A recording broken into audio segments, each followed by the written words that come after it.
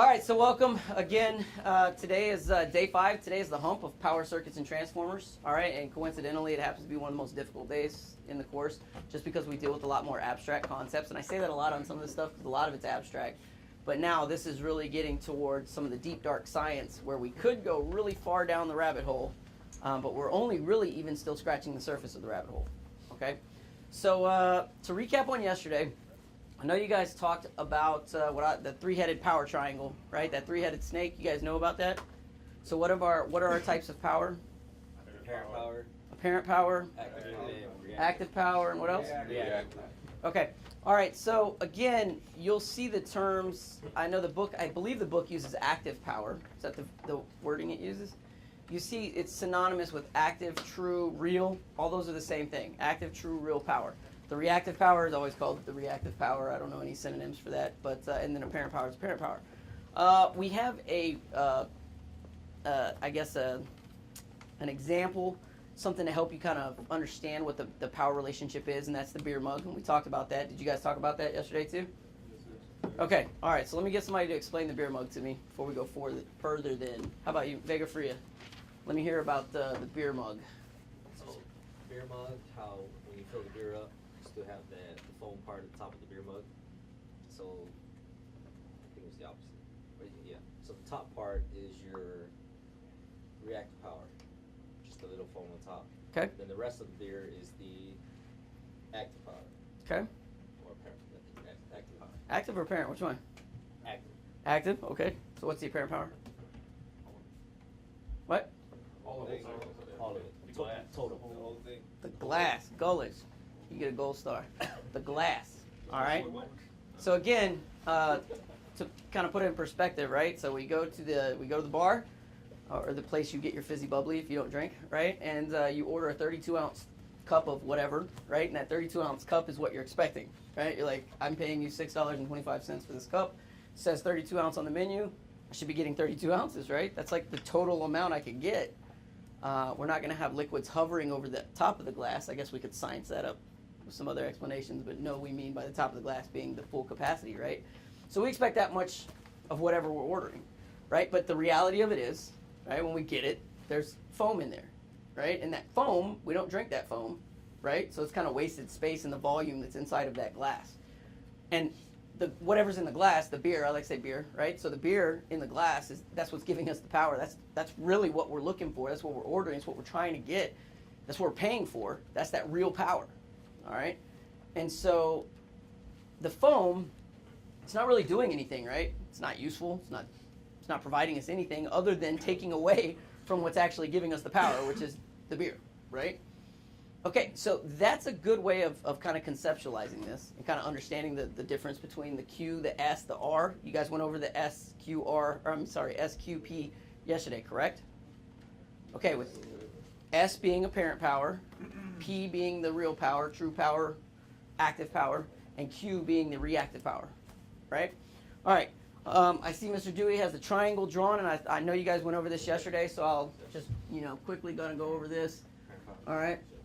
So we'll say we're to draw this triangle here. All right, this is P, this is Q, and this is S. All right. When we draw these out, and we'll see this when we start going into vectors and phasors, all right, that P is always that X component. It's always going to be in that X direction as we're setting up the relationship in that triangle. All right, and that Q is always the Y component. And by X and Y components, I mean if you were to look at it, in that orthogonal relationship, 90-degree angle. The Q is the up and down, either up or down, depending on what's the element that or what reactance we're looking at. The P is always in that X plane, and apparent power is the hypotenuse of the triangle that is formed between those two orthogonal components. All right. So, with that being said, just kind of knowing geometry and understanding geometry, the hypotenuse, is that ever going to be smaller than either the Q side or the P side? It's not, right? Now, could it possibly be the same as the Q or the P? Yes. Could it? No. Why not? It's the equilateral triangle, What? right? No. Why do you think yes? Because A squared plus B squared equals C squared. So no. Okay, what if A is 0? Huh. You don't have What if, But it's just a line. do what? Then it's just lines. No, it's still two vectors. What's the difference between a vector and a line? I don't know. A vector have distance and direction. Vector has distance and direction. A line is just kind of 2 points, right? That's just some geometry stuff. But so let's think back to day 3 and day 4, and we had day 3 being the purely capacitive circuits that we did, right? You guys remember the quiz? All right, so you probably don't. I don't know if you kind of conceptualize this when you answered the quiz or not, but there was quiz questions that said, is the apparent power equal to the reactive power in these circuits? You guys remember that? Yeah. It said it in a different wording, but you remember that? Do you remember the answer to that? I mean, It was yes. it probably 50% chance of yes or no. I don't remember exactly how it was asked, but the idea, what it was telling you, is that Q was equal to the S. All right, so all the power that was in there was no real power being consumed there. You remember that? No real power. It was all reactive power. So if we were to draw that out in the triangle, how much of this P, what would be the magnitude of P in that? Yeah.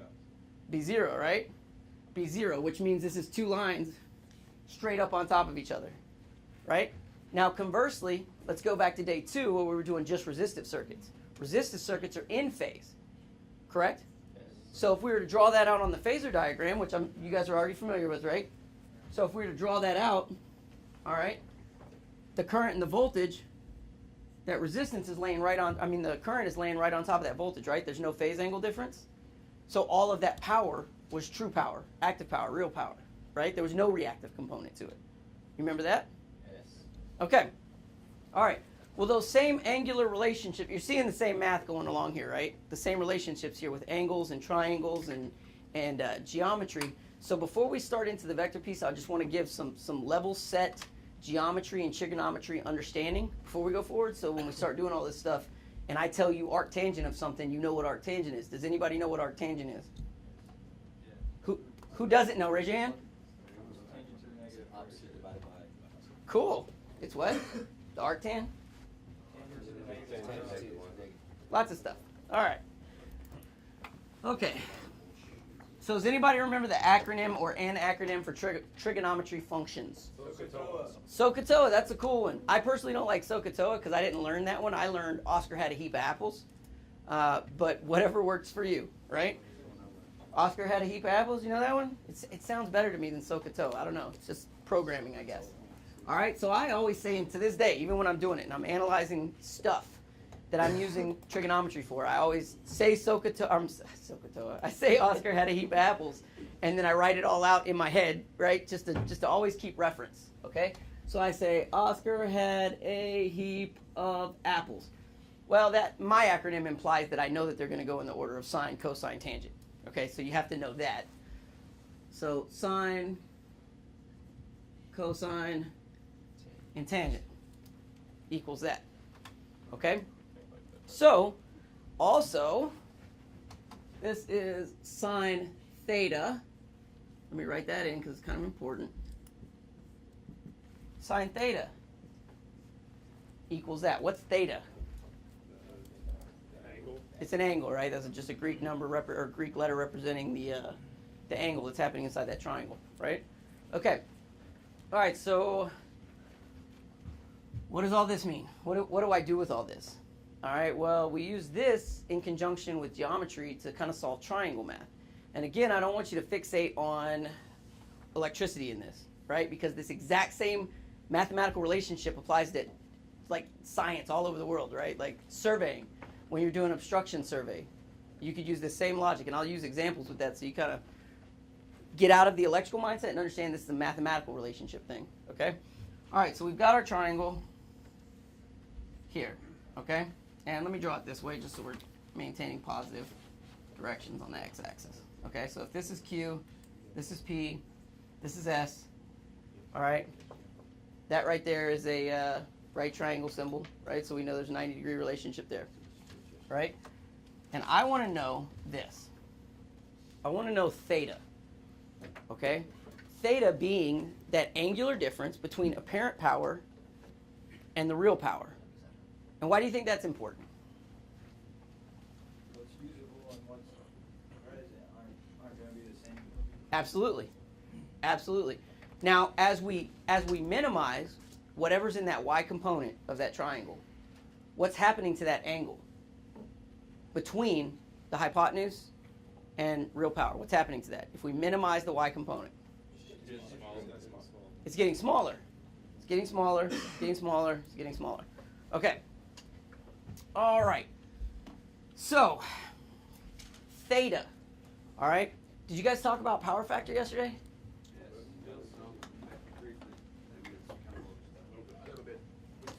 Okay. All right. Well, let's back up, keep it math simple. All right. So, cosine, let's start, sine of this angle is going to be equal to the opposite over the hypotenuse. All right? So, in reference to this, if this is our theta, that means that sine theta is going to equal the opposite, which we talked about what's opposite, what's adjacent, what's the hypotenuse, right? Yes. Okay. So, opposite being Q in this case, right? And hypotenuse being S. Okay? Now, cosine theta is equal to the adjacent over the hypotenuse. So I want you to see the relationship there now. The difference between sine and cosine is the difference in solving for a y component or an x component in a system. That's really the difference. You see that x component, this cosine theta, is going to be using this adjacent angle right here, or the adjacent side of the triangle, I mean. So this is solving for the x component. And as you get into like deeper, darker mathematics, like even outside of electricity, just mathematics in general, these are always a common denominator here of solving for x and y components, is whether or not using sine or cosine, right? And when we actually start, well, you won't do it in here, but if you ever have to go between grid systems and go like polar versus Cartesian and blah, blah, blah, the x and y components, you're using the sine of something and the cosine of something to determine an x and a y. So those are always just some consistent things, okay? So, and then tangent being opposite over adjacent. So we know that, right? Okay, so we know that if I gave you numbers here, right? And I said that this was 3, this is 4, and what is this? 5. Why do we know that? Pythagorean theorem. Do you know it because of Pythagorean theorem, or do you know it because you remembered it because of just like construction? Pythagorean theorem. Well, it is Pythagorean theorem, but I don't think most people know in their head when they see 3, 4 that they're going, okay, well 3 squared plus 4 squared equals the square root of what? You know, it's kind of like one of those triangles. Yeah, it's just a, right? It's a relationship. All right? What about 6, 8, 10? Yeah? The last class told me, they said, well, we were told 3, 4, 5 works, but 6, 8, 10, that's something different. Something different. I don't know who told them that, but somebody told them that, and I was, had to take a step back for a minute. All right, we're going to put a pin in that, and we'll come back to that, okay? All right, so we know Pythagorean's theorem, and now we know that these are some trigonometry relationships here, all right? So what does it mean, the sine of theta and the cosine of theta? So let's go to a sine wave, right, and look at it. And a sine wave, right, going over 2 pi, right, the revolutions going on in there, is always going to be between what? What two numbers are going on in that sine wave? Assuming that it's the base magnitude. What is it? What is the sine function oscillating between? Anybody know? 1 and negative 1. 1 and negative 1, right? So if you're multiplying that, the sine of any angle, you're getting a scaling value. That's what you're getting. It's a scalar, all right? So now if you were to multiply some number times the sine of theta, or some number by the cosine of theta, you are scaling said number by something between 1 and negative 1, okay? Because it's going to be your resultant value, all right? So I want you to think of that. That's like a scaling function that you're doing there, all right? So we talked about those phase angles, right? And we said, okay, well, apparent power is the hypotenuse, right? And we said that real power, that's going to be this one down here, all right? Now, if I'm in a purely resistive circuit, all right, then my real power and apparent power, is there a phase angle difference between those two? What do you think? No? Yeah, purely resistive. Is there a Q component to a circuit that's purely resistive? No. There's no Y component, which means that Y component is 0, all right? And that means that the hypotenuse and the P, they're the same. S equals P, right? So what is the phase angle difference between S and P in that instance? There isn't one? There isn't one? Okay, get your calculators out. Between apparent and real power. Yeah, between apparent and real power. What's the phase angle? You already answered it. You guys were right. It was 0. There's a 0 phase angle difference. Get out your calculators, and I want you to do cosine of 0. Huh? Do what? That's why I said get out your calculator. You see you eating right there, not getting out your calculator? Yeah, get out your calculator. Do the cosine of 0. What is it? 1. If I said that this is a scaling value, and I'm going to scale that number by something, all right, and it's times 1, what does that mean?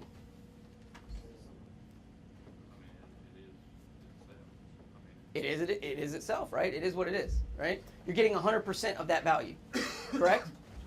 Okay, so moving forward, this is kind of going into some other day's stuff, but when we talk about a power factor, all right, I heard some of you talking about this morning, you talk about that power factor, we refer to it as a leading or lagging power factor, and you're probably used to hearing the number 0.8, maybe, if you've been around generators or something, right? But power factor is equal to cosine theta. That's a given. Okay? Cosine theta. Well, if we look at our triangle over here, cosine theta is that angle between apparent and real power. Correct? We just said that. Okay?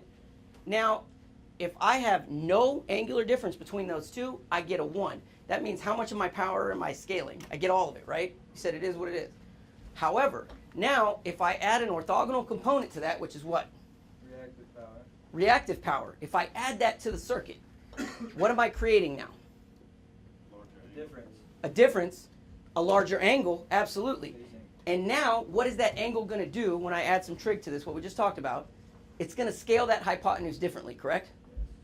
Okay. All right, so let's say, what is, I think it's 57.7, the 3, 4, 5 triangles, 57.7 angle on theta. That'd be the arc cosine of 4 over 5.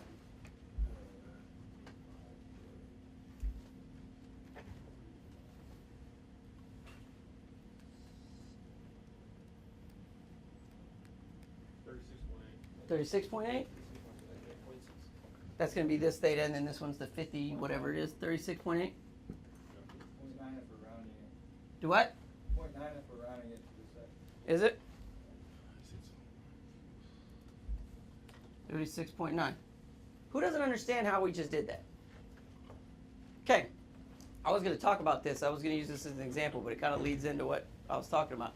All right, so if we know, I'm just going to use cosine theta as a constant reference. And here's the cool thing about trigonometry functions is that you can use any one that you have the information for. It's kind of like those power calculations in Ohm's law, right? Like you could derive a bunch of different things. You can use as long as you get to the same end state. Science is science. Trigonometry is trigonometry. So I'm going to use cosine theta because you're always going to be using cosine theta when you're doing power factor. Well, not always, but it's kind of consistent, right? Okay.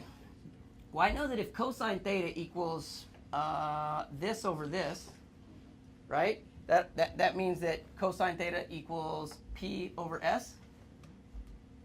Everybody see that? Okay. Well, how do I get this theta by itself? Well, if it was algebra, I mean, I would just divide cosine into that P versus S, but you don't really, you don't do that function that way. All right? If you need to isolate the theta from the cosine, then what you're doing is you have to do the inverse cosine or the inverse sine or the inverse tangent, also known as arc sine, arc tan. So look on your calculators, look above the sine, cosine, tangent functions, and you see sine, cosine, tangent to the -1, right?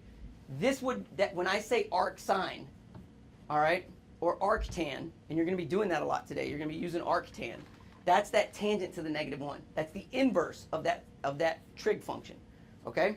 All right, so if I want to take this theta and figure it out, I need to know what that phase angle difference is.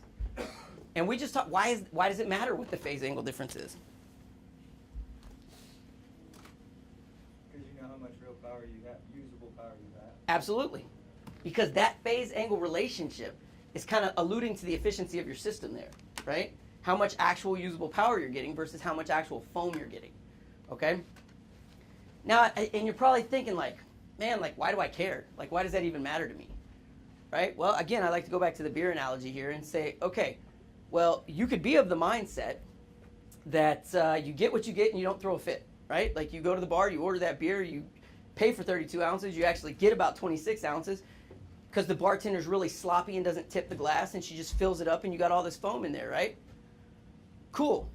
All right, that's, I guess if you want to live with that. However, in reality, you know that there's things that that bartender could be doing to maximize the amount of beer that you're getting in that mug, correct?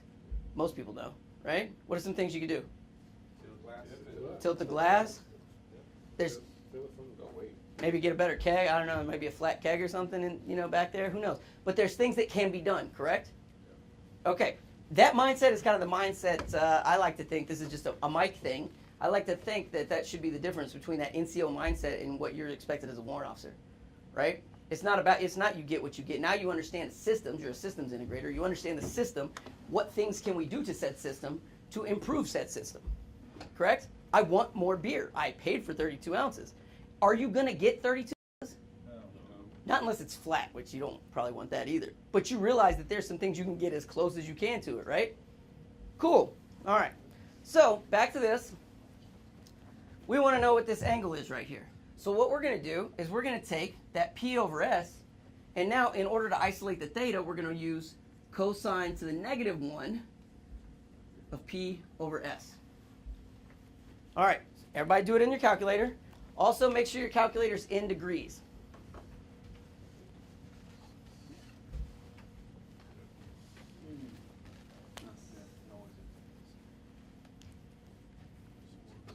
So what are we getting? Okay. All right. So here's another tidbit of information.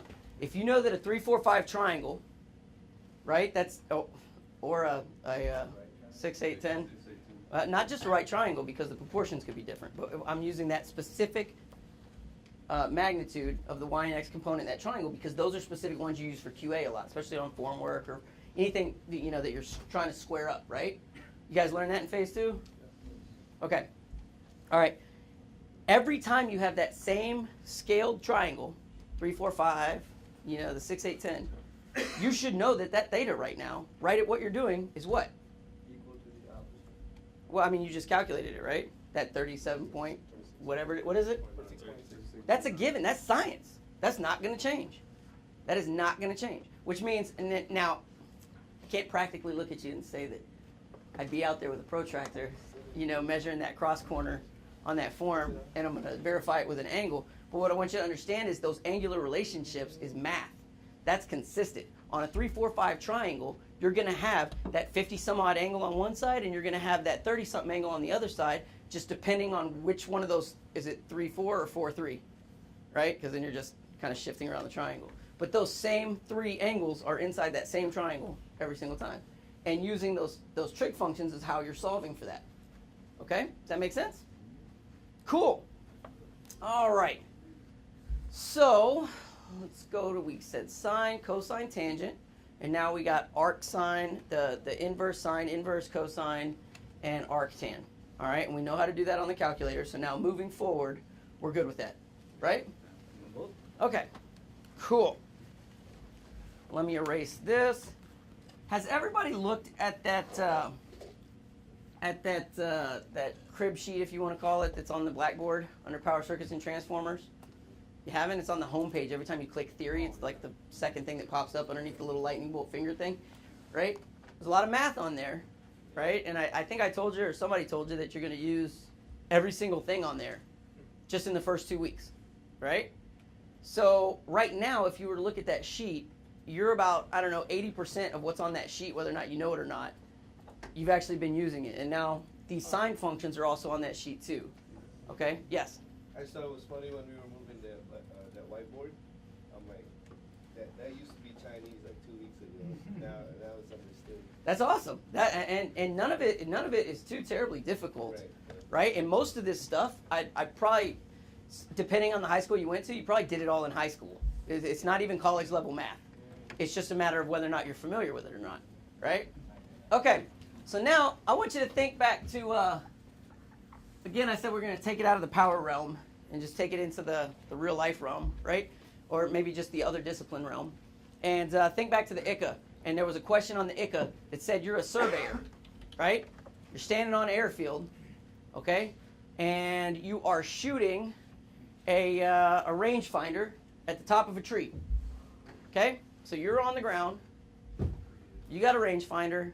You see a bird that you know that you can identify as at the exact top of the tree, and you shoot right at the bottom of his feet, so you know you're getting the exact, we could argue this all day, right? But you're getting the exact height of the tree, or the best estimate thereof, okay?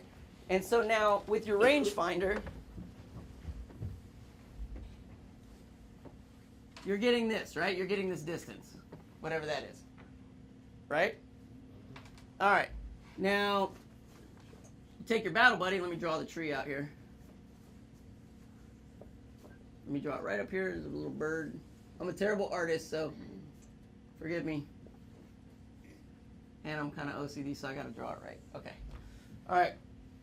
So you got that distance, okay? You got this, and you walked this, right? Or I guess you just shot the center line of the tree. So you know that you got this component and you got this component. Well, what's the height of the tree? How do we solve for that? What formula? Pythagorean's theorem, right? Okay. Cool. What if I didn't tell you this, though? What if I didn't tell you this, and I gave you a little sextant, right? Which, if you don't know what that is, a little thing, you can see some angles on it, right?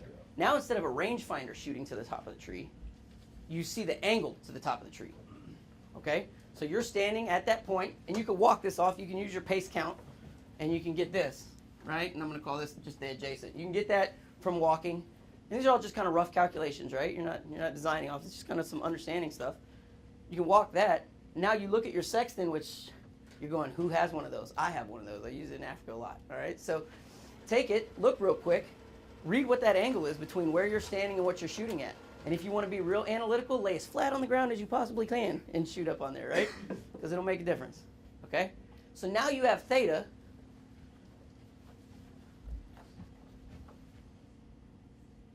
And you have this. How tall is the tree? Cosine. Do what? Cosine of theta. Am I using cosine of theta? Yes, you're gonna inverse The theta. cosine of theta. Well, not so. If you have an angle, then you're going to take the regular cosine,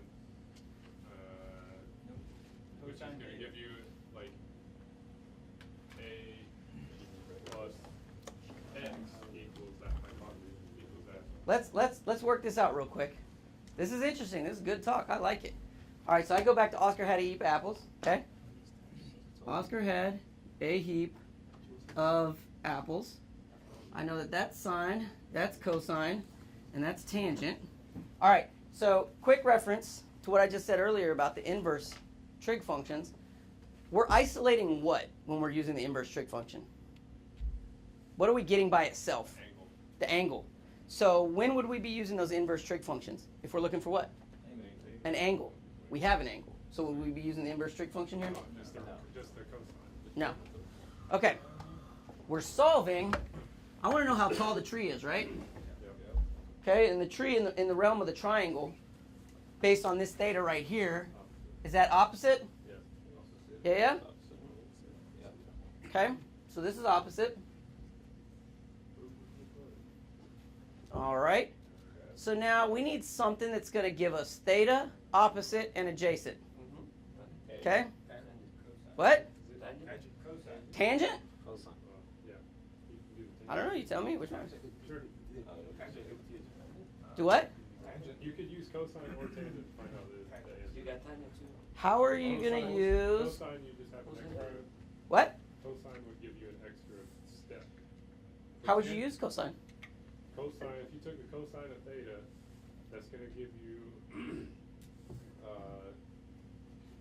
like the answer to cosine, to the answer to adjacent over hypotenuse.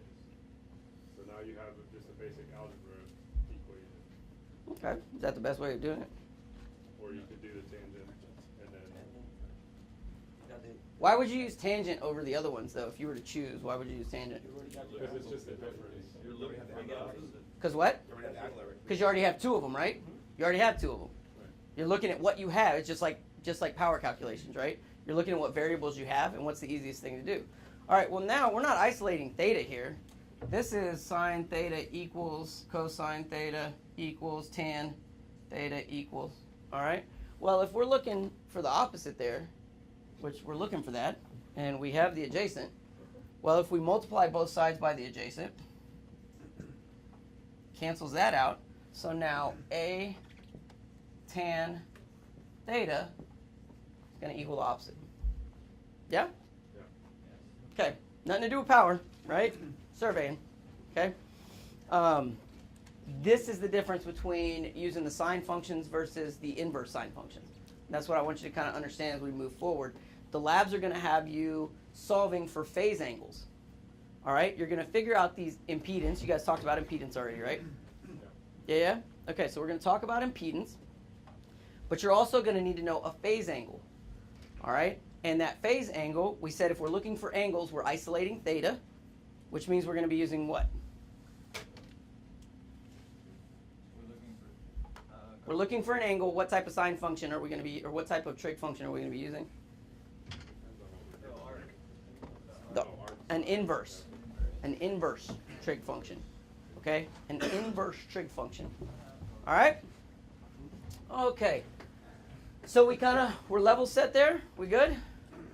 We find out how tall the tree is. You want to find out how tall it is? Yes. Why? Because you want to know from the answer from the test? No, I just want to know, like, What's the numbers?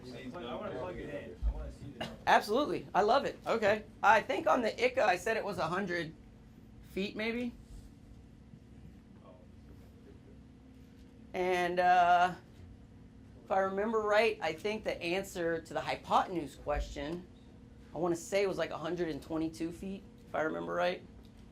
Which means that you could do the math and figure out that angle that's there, and then, or you just do the square root of the hypotenuse squared minus the adjacent squared. So we'll just say that, I don't remember what this theta is, but we'll say, 34.9. sure, 34.9. So tell me what the hypotenuse is and what is the y component. How tall is the tree?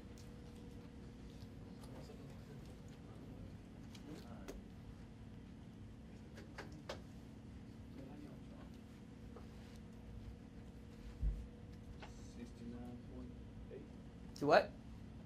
69.8, That is the height of the tree? or whatever, yeah, whatever type of measurement.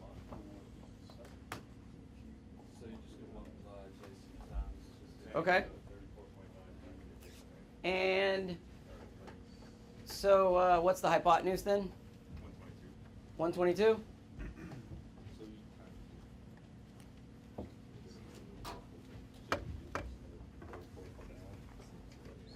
Everybody kind of understand that? This right here is so useful in so many things in construction and engineering. Like, this has nothing to do with electricity because this is just fundamental math. That if you know how to do this, you can solve so many problems, especially on a construction job site. You're the guy that knows angles, math, and geometry. You're just, mind's blown, right? Because the guys out there doing it a lot of times don't. They know 3, 4, 5 because the guys building forms, they kind of know that's kind of a normalized thing. But they don't always know that 3, 4, 5 is 3, 4, 5 because of Pythagorean's theorem, or how to use it when it's not 3, 4, 5. You know, what if it's 4, 8, 10? You know, or 6, 8, 10. I mean. So we good here? Cool. We got this? Awesome. All right. So now,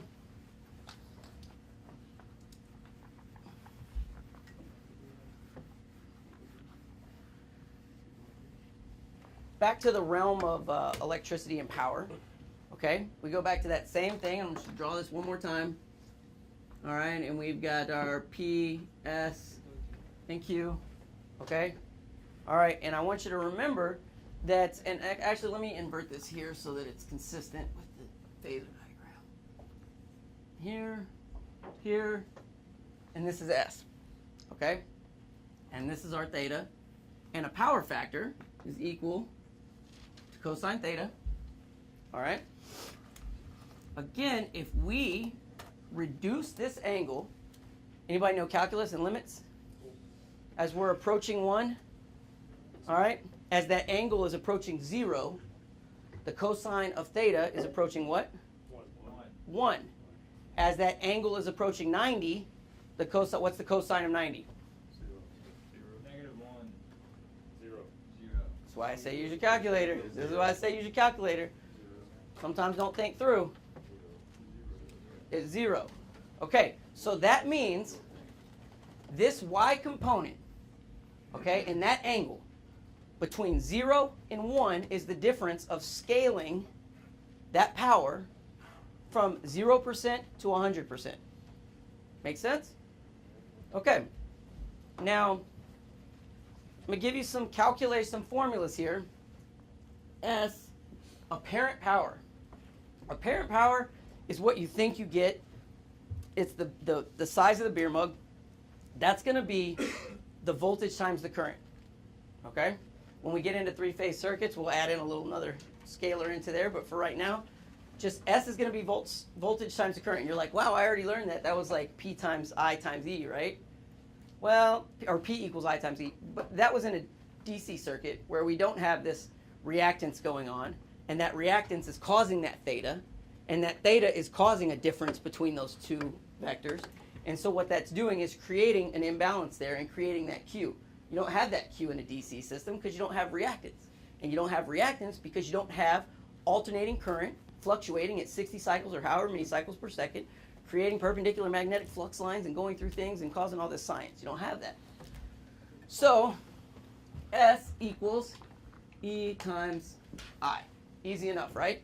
Apparent power, voltage times current. Okay? True power now, this P is scaled, and we're scaling it now. Based on what? What is scaling the P? Cosine of theta, right? So now in order to get the P, it's the S, but it's scaled. Make sense? All right, so P equals E times I times what, Gullich?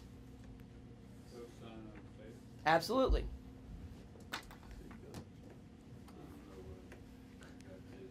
Look at that. You're like Beekman over there. All right? P equals E times I times cosine theta. And we understand why, right? Do you understand what I mean by scaling, right? It's just in this triangular relationship and what that's actually doing. Okay, now, how do we solve for the Q here? What do you think a formula for Q is? You can derive a bunch of them, but give me one. Tangent. Do what? Is this going to be where we use tangent? Which is trying to find If you could explain to me how you could use tangent, then possibly, yeah. If you already knew some phase angles, I mean, there's a bunch of different ways to do it. What's probably the easiest way to do it? P squared plus Q squared equals S squared. You're right, but if we're solving for Q, what's the formula then? Square root of S minus P. Squared minus P squared. Okay? Man, you're a savant over there, all right? Some beautiful mind going on. I love it. Okay? Well, that's one way of doing it. You were absolutely right. You can use trig functions to do it. It just depends on what information you have. Okay? Inside the book, they're going to show you that this is one way to determine Q. I'm going to show you, or me and Mr. Keck are going to show you through later labs and later days, that like those are just a way of doing it. When we get to tomorrow's stuff, you're going to be like, right? Because you're going to be solving for all these Q's and S's and P's inside of a three-phase circuit.